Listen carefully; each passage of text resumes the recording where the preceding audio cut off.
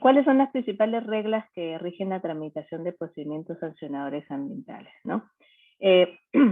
Acuérdense que ayer vimos la función evaluadora, vimos la función supervisora, y ahora estamos entrando a la función fiscalizadora propiamente dicha, ¿no? Que comprende la facultad de investigar la comisión de posibles infracciones administrativas sancionables y la de imponer sanciones cuando se detecte incumplimiento de obligaciones y compromisos derivados de normas, de instrumentos de gestión ambiental, de contrato de concesión y de cualquier otro tipo de mandato emitido por el OEFA, ¿no? Además, esta función también comprende la facultad de dictar medidas administrativas, en este caso cautelares, y medidas correctivas, ¿no? ¿Qué es el procedimiento administrativo sancionador? Bueno, es un conjunto de actos que están destinados a determinar la existencia de responsabilidad administrativa. Es decir, la comisión de una infracción y la consecuente aplicación de una sanción. Y es un procedimiento que es un conjunto de actos que está regido por una serie de principios también, ¿no? Que son importantes conocer. Los principios de legalidad, principio de tipicidad, causalidad, razonabilidad y debido procedimiento. Los abogados, obviamente, no sé cuántos abogados hay acá, creo que hay un par al menos, dos, tres, puede ser que Henry de todas maneras es abogado, y no sé quién más es abogado acá, ellos lo deben conocer bastante bien. Entonces, legalidad, eso solo por norma con rango de ley cabe atribuir a las entidades la potestad sancionadora y establecer la sanción, ¿no? Desde el principio de legalidad. Debido procedimiento, respecto al derecho de defensa, existencia de un procedimiento, respecto de plazos, posibilidad de impugnar, separación entre la fase instructora y la fase sancionadora, ¿no? Entonces, todo el procedimiento sancionador administrativo está basado también en el principio del debido procedimiento. Razonabilidad, ¿no? La sanción debe ser proporcional al incumplimiento, ¿no? Y ahí la Ley de Procedimiento Administrativo General establece criterios de gradación, reincidencia, beneficio ilícito, daño, intención, etc. Lo mismo se retoma en el procedimiento sancionador, administración sancionador de OEF.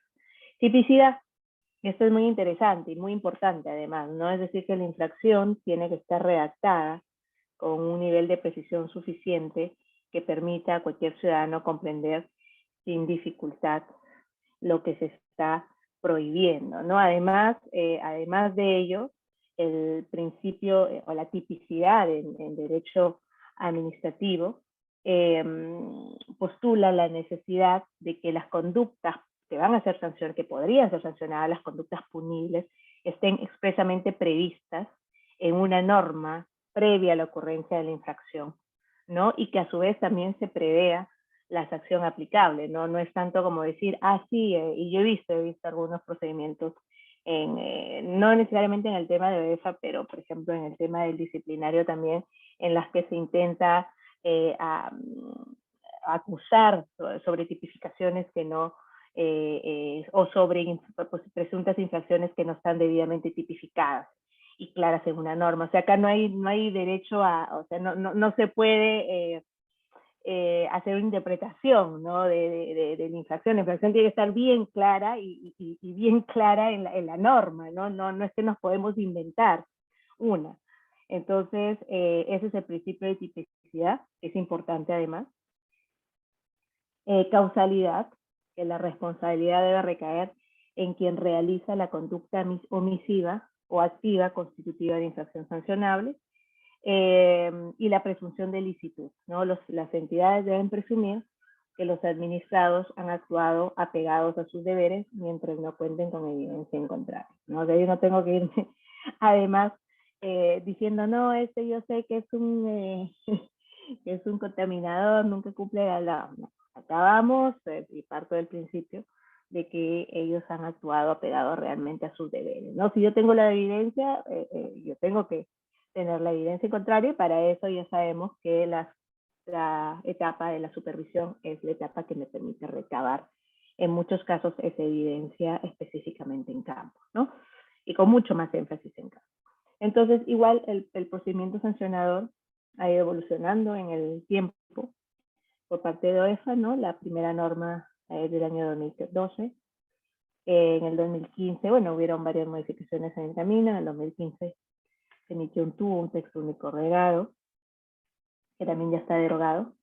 Y el vigente, el reglamento del PAS vigente, es aquel del año 2017, que además fue modificado en su artículo 24 hace muy poco, ¿no? En el año 2020. Y eso es lo que, incluso hay una propuesta para modificar de manera más consistente. Me parece que he visto pasar un proyecto que OEF ha sometido, me parece, a consulta pública sobre algunas modificaciones al procedimiento administrativo sancionado. Entonces, ¿qué dice este reglamento?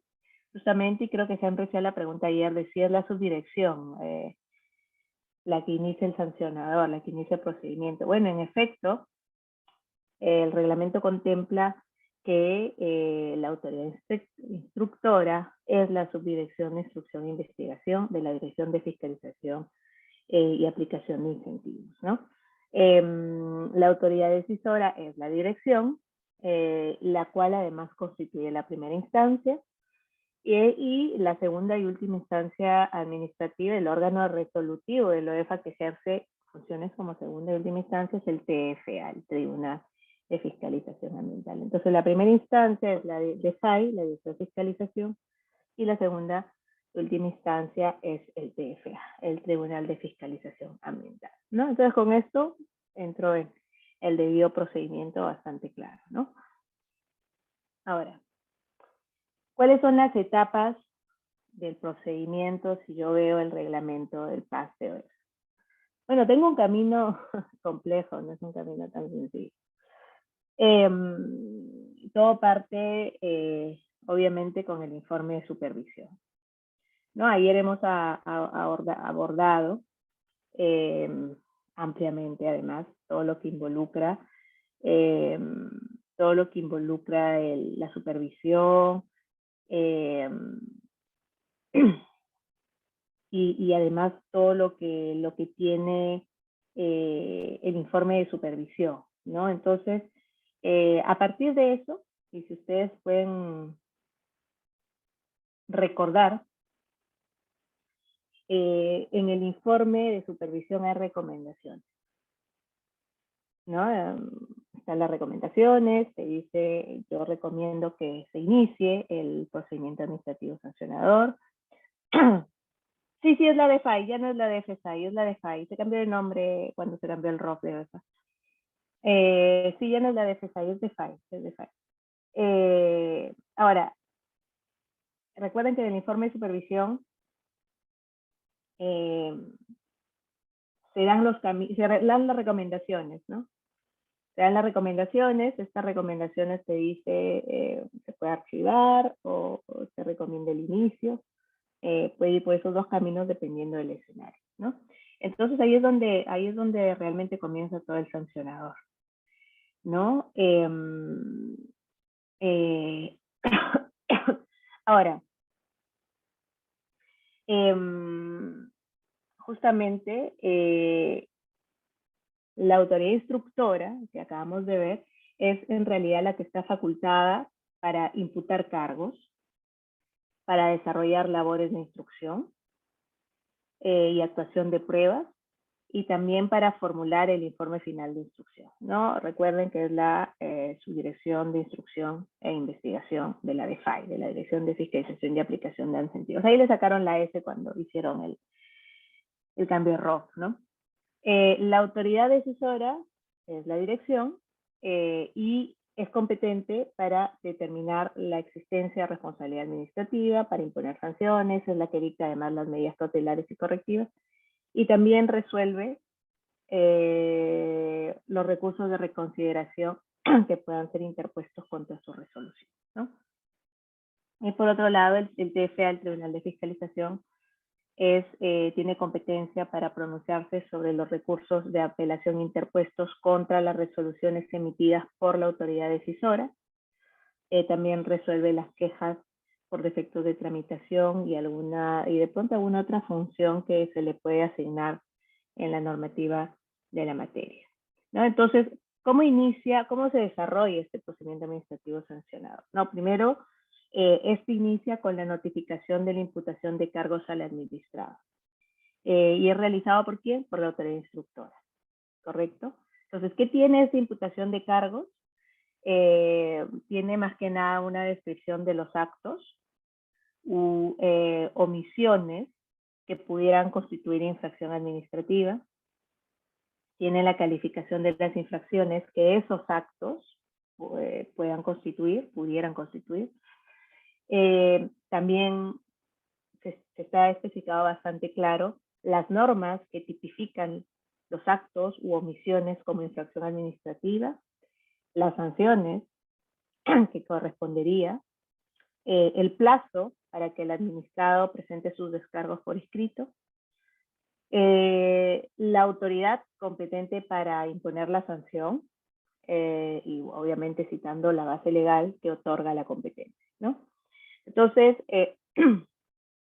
se inicia el PAS y tenemos la primera oportunidad de presentación de descargos, ¿no? Entonces, los descargos al inicio, el administrado puede presentar sus descargos dentro de un plazo de 5 días hábiles, contados desde que se notifica la imputación de cargos.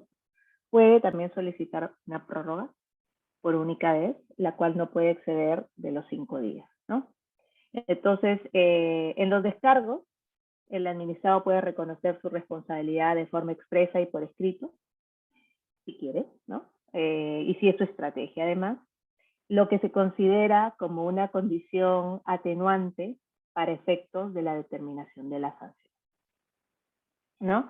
Entonces, algo que puede suceder durante la fase en la cual estamos en el ámbito de la autoridad instructora es que puede haber una variación de la imputación de cargos, ¿no? En realidad, en cualquier etapa del procedimiento, antes de la emisión o el pronunciamiento de la emisión de la resolución final, se puede ampliar o variar las imputaciones, ¿no? Y si esto sucediera, se le va a otorgar al administrado un plazo para presentar sus descargos, de acuerdo a lo que establece la norma, ¿no? Entonces, descargos al inicio, obviamente, luego la autoridad instructora, una vez que recibió los descargos, va a emitir el informe final de instrucción. Ahora, ¿qué hay en el informe final de instrucción? Se encuentran plasmadas las conclusiones sobre la comisión o no de infracciones administrativas, la base legal que prevé la imposición de sanción, las sanciones que correspondan o el archivo del procedimiento, o también las medidas correctivas a ser dictadas, ¿no? Dependiendo un poco de cómo venga el caso, ¿no?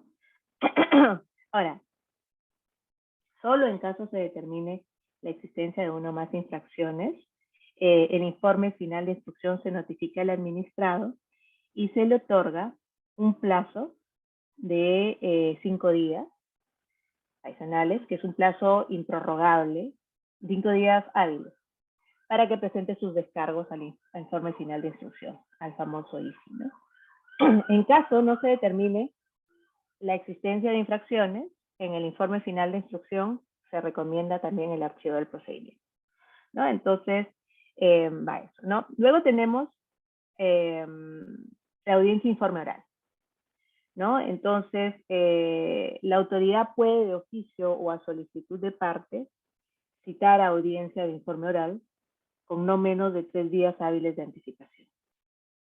¿Correcto? Entonces, es necesario, si se cita, se convoca la audiencia de informe oral, absolutamente tiene que ser grabada por la entidad, ya sea en audio, en video o cualquier medio que permita dejar constancia de que se ha realizado. No, ahora muchas cosas son por Zoom o Meet, entonces es mucho más fácil hacerlo. ¿Correcto?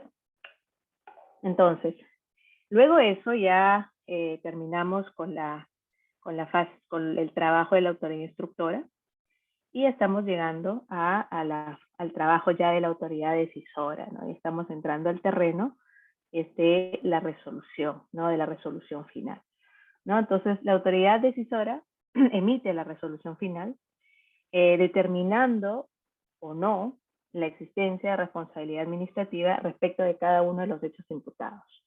Y si corresponde, impone sanciones o dicta medidas correctivas o impone sanciones y dicta medidas correctivas también. Eso también depende, ¿no? Es y o dicta, ¿no? El caso que no determine responsabilidad administrativa, la autoridad decisora va a archivar y esa decisión de archivo se le va a notificar al administrador.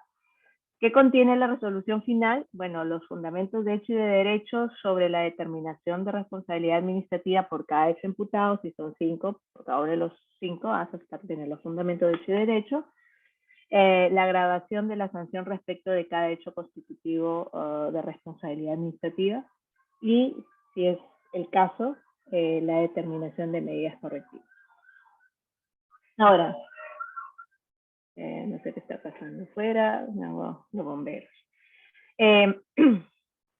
Ok, entonces, bueno, si se determina que hay una sanción, es importante saber que hay, las sanciones aplicables son, puede ser amonestación o puede ser multa, ¿no? Y para la determinación de la multa, la multa que se va a imponer, no puede ser, y yo les decía, ese es el principio de no confiscatoriedad, la multa será impuesta, no puede ser mayor al 10% del ingreso bruto anual percibido por el infractor el año anterior a la fecha en que ha cometido la infracción, ¿no? Y pues para que esto se pueda aplicar, el administrado tiene que acreditar en el escrito de descargos a la imputación de cargos el monto de ingreso bruto anual que percibió el año anterior a la fecha en la cual se cometió la infracción, ¿no?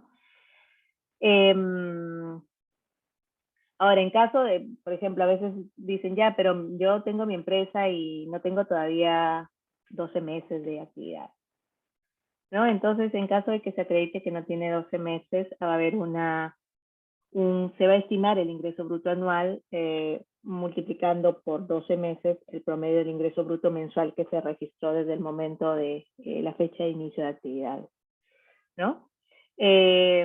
Ahora, ustedes me dirán, ya, ¿y qué pasa si la empresa dice yo no estoy recibiendo ingresos? Ajá, sabía que se venía la pregunta.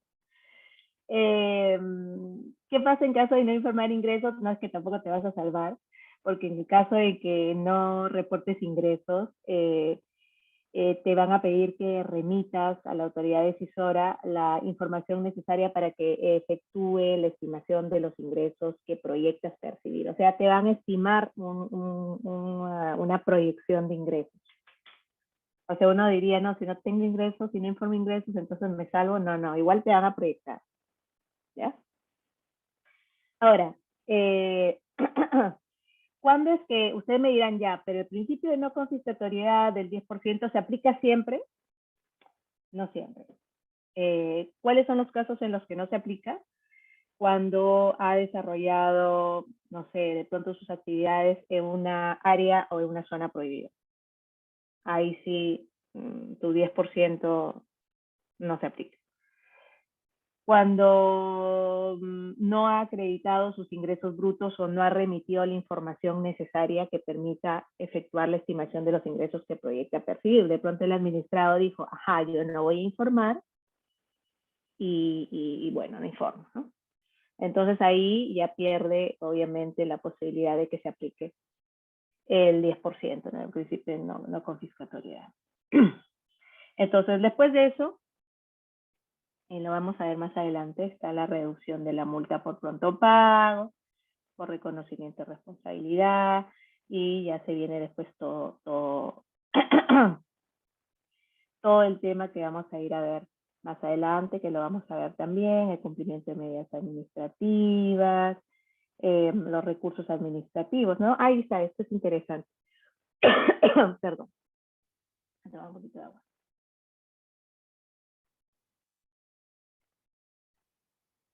Ahora, impugnación de actos administrativos. Son impugnables los actos administrativos que emita la autoridad decisora, la DEFAI, ¿no? Mediante recurso de reconsideración y apelación. Una vez presentado el recurso de apelación, lo que se hace es que la autoridad decisora eleva el expediente al tribunal, ¿no? Ahora, ¿qué es importante saber aquí? La impugnación de un acto administrativo en el extremo, por ejemplo, que contiene medidas cautelares o correctivas no tiene efectos suspensivos, ¿no? Salvo de pronto en el aspecto referido a la imposición de multas, ¿no? Entonces, si el administrado solicita la suspensión de los efectos, eso ya le toca resolver al Tribunal de Fiscalización Ambiental, ¿no? ¿Qué más podemos decir?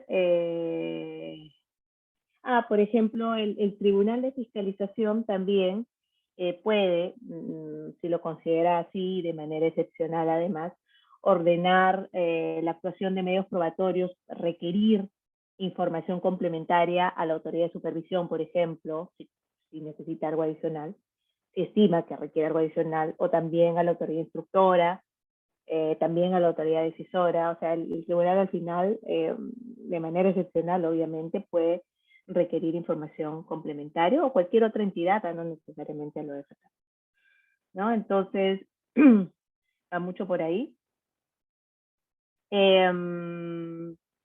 Y hasta ahí estamos, digamos, en esta línea de tiempo importante que tiene el procedimiento sancionado, ¿no? Es así como lo estipula desde, en realidad, cuando comienza, ¿no? El inicio del PAS y hasta la resolución en segunda instancia, ¿no? Ahora, hablando de tipificaciones, ¿no? Tipificaciones, nosotros tenemos las tipificaciones aprobadas por el OEFA que se aplican a todo, y tenemos las tipificaciones aprobadas por o para el sector, ¿no? Ahora, esta lista de tipificaciones no es una lista exhaustiva. Estas dos son las que ha aprobado el OEFA y que se aplican prácticamente a todos, pero las de abajo no es una lista exhaustiva, son un par de ejemplos, ¿no? Ahora, ¿por qué digo por o para el sector? Bien sencillo. Por ejemplo, en el caso del sector agricultura, ellos aprobaron su reglamento de infracción y sanciones ambientales del sector agrario en el año 2012 y lo aprobó el sector. En cambio, en sector hidrocarburos, la tipificación fue aprobada por el OEFA, ¿no? ¿Correcto? Entonces, por ejemplo, en el caso de residuos, la tipificación está pues en ley y reglamento. A ver, sí, ahorita vengo con esa pregunta. Ahora, en este caso, OEFA puede también aprobar la tipificación. Muchas veces en los reglamentos de protección ambiental, en los más actualizados, se le da esta facultad a OEFA, ¿no? Respecto a la tipificación y escala de sanciones, le da la claridad a OEFA. Por ejemplo, en residuos, la tipificación relacionada a RAE la ha sacado OEFA, ¿no? La norma de RAE decía así, que OEFA tenía que tipificar. En el tema de chatarreo, por ejemplo, también OEFA ha tipificado hace muy poco las infracciones para aquellos administrados que incumplan en este tema, ¿no? Dice, si la primera instancia archiva el expediente, el TFA podría abrirlo nuevamente. Mira, yo no estoy segura de que pueda abrirlo, ¿ah?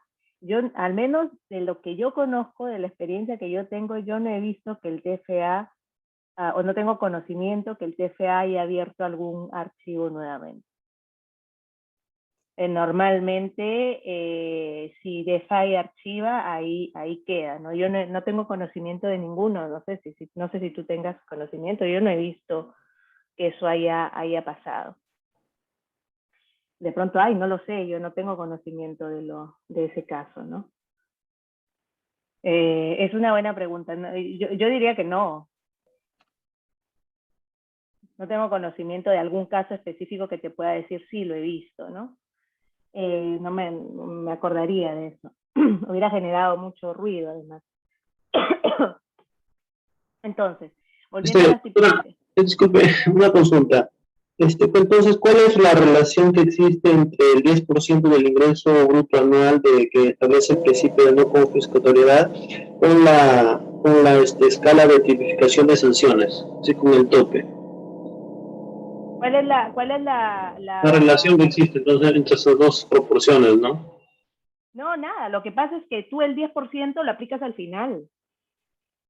O sea, el OEFA lo que hace es, sigue su procedimiento, te va a calcular la multa y sobre la multa que te sale, ahí, como tú ya informaste tus ingresos y ya informaste todo lo que tenías que informar, al final se hace un análisis que aplica el principio de no confiscatoriedad y eso. Pero eso es al final.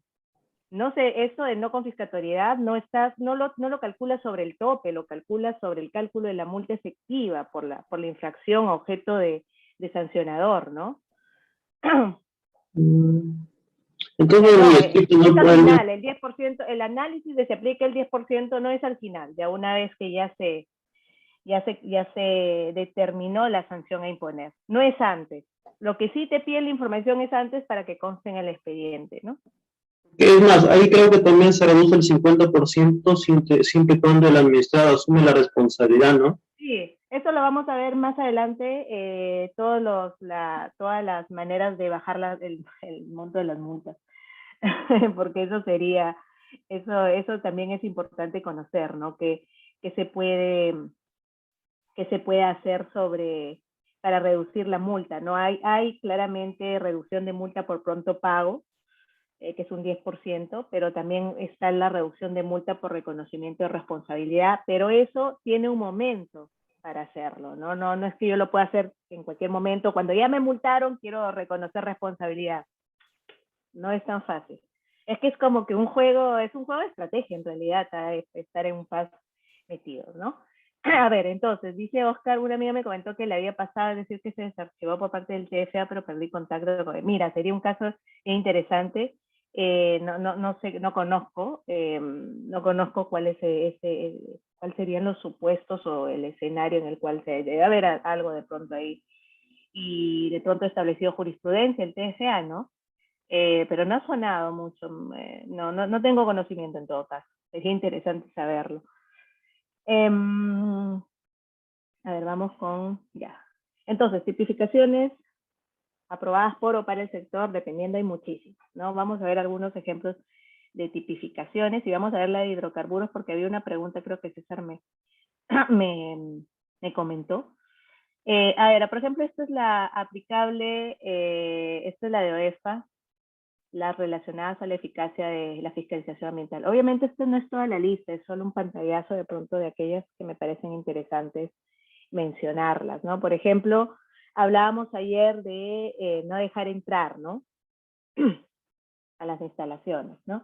Entonces, acuérdense, principio de tipicidad, esto tiene que estar claro, ¿no? Demorar injustificadamente el ingreso, de dónde es la fuente de la obligación, numeral 20 el artículo 20.1 del artículo 20 del reglamento de supervisión, esto es leve, amonestación, no brindar las facilidades para ingreso, hasta 100, negar el ingreso a las instalaciones o infraestructura de 2 a 200, no brindar facilidades para el transporte, cuando sea de difícil acceso, hasta 200, obstaculizar mediante exigencias proporcionadas hasta 50, y así tenemos absolutamente todo, ¿no? Por ejemplo, yo les hablaba ayer de brindar declaraciones falsas, ¿no?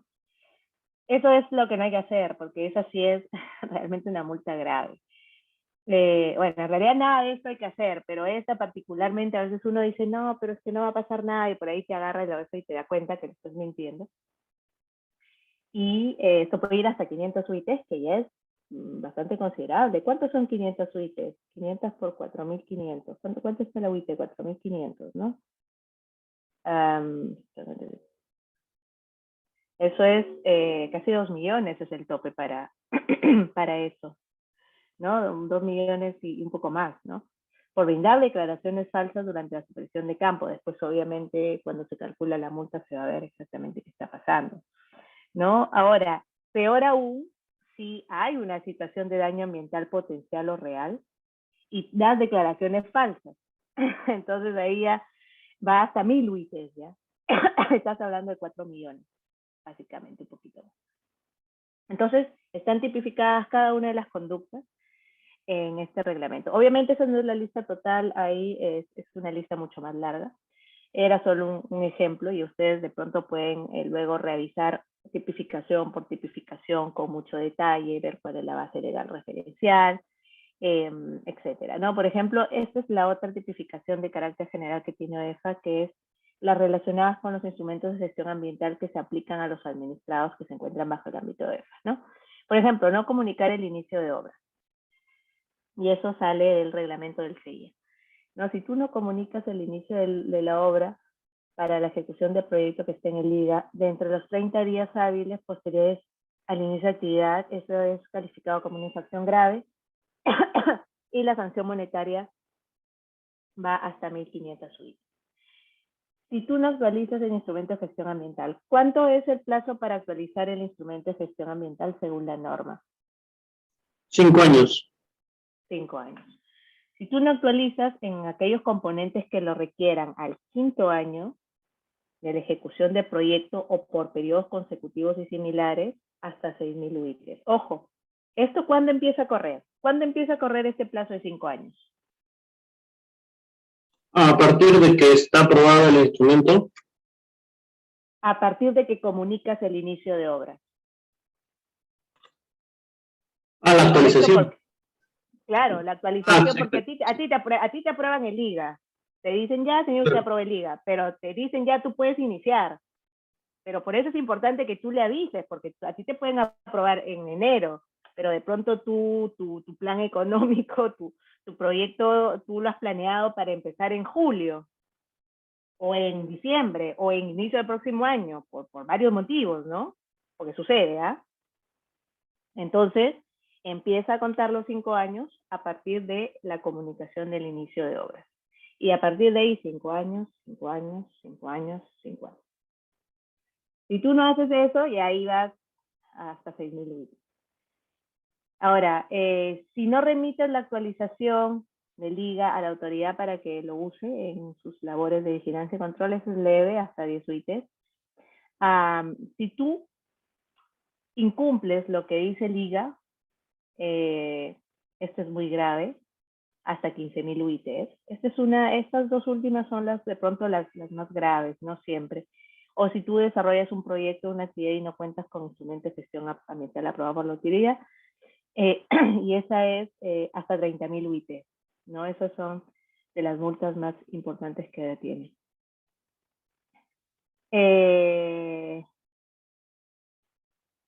Ahora, por supuesto, ahora ahí hay dos temas. O sea, voy a leer la pregunta de Oscar, ¿no? ¿Cómo se realiza la actualización de los PAMAS? Una vez hablé con un certificador y me dijo que en SENACE no se manejan criterios para eso, pero se adaptan respecto a los criterios de ley. La pregunta es, ¿eso es legalmente correcto? No, es que no hay de otra. Para empezar, el PAMA no es un instrumento de carácter preventivo, como si son los EIAS. EIAS es preventivo, PAMA es correctivo. Ahora, si no hay una norma expresa que te diga, porque en algunas normas dice los plazos, en algunas normas de correctivos, te puede decir el plazo para la actualización de los instrumentos como el plan de manejo ambiental, los plazos de actualización se sujetan a los establecidos en el CIA. Entonces, si lo dice expresamente, genial, ¿no? No necesariamente en todos lo dicen, pero probablemente en los reglamentos de protección ambiental, y debe haber alguna norma, no recuerdo cuál ahora, pero debe estar en alguna de las normas. Si no es en el reglamento de protección ambiental, debe estar en la norma de correctivos probablemente. O a veces en esas normas que se abren como ventana de oportunidad para corrección, ¿no? Que a veces en minería se ha abierto varias veces, la 040, por ejemplo, cuando se hizo el cambio de reglamento y se abrió la ventana, ¿no? Entonces depende mucho del sector, pero lo que pasa siempre es que cuando, como a veces la norma y los correctivos no está propiamente dicho en el CIA, pero se sujetan al CIA en realidad, ¿no? Y además SENACE no maneja criterios para eso, porque SENACE no evalúa PAMA. SENACE solo evalúa instrumentos de carácter preventivo, ¿no? Por ejemplo, en el sector residuos sólidos, SENACE te evalúa los estudios de impacto ambiental semidetallados y detallados. ¿Por qué? Porque la ley de residuos le da la competencia. Pero en el caso de los correctivos de residuos sólidos, ¿quién los evalúa? ¿A quién le toca evaluar los correctivos? Los PAMAS y la